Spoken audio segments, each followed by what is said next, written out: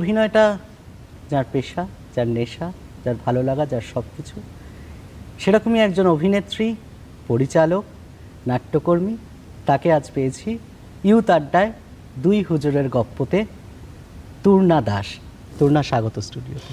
পেশা হিসেবে একেবারে শুরু থেকেই নিয়েছি, মানে বলা যায় আমার স্কুল লেভেল যখন শেষ হলো এবং সোহাগদের কাছে আমি কাজ শেখা শুরু করলাম, তখন থেকে আমি যেহেতু নাটক নিয়েই পড়াশোনা করলাম, তখন থেকে কোথাও পরিবার এবং আমি দুতরফেই একটা সিদ্ধান্ত হয়ে গেছিল। সোহাগদের সঙ্গে কাজ করার সাথে সাথে সুযোগ পেয়েছি অরুণ মুখোপাধ্যায়ের সঙ্গে পুতুল নাচের ইতিকথা নাটকে আমি মতি চরিত্রটা করার সুযোগ পেয়েছিলাম।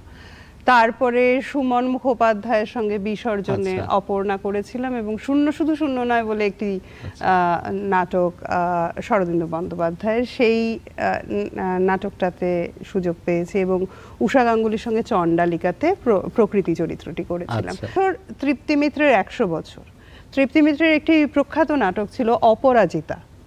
সেই নাটকটি বিভাসবাবু বলেছেন একটা শ্রদ্ধাঞ্জলি হিসেবেও যদি আমি মঞ্চায়ন করার প্রচেষ্টা নিই, তো নাট্য স্বপ্নকল্পতে ওই নাটকটা হওয়ার কথা।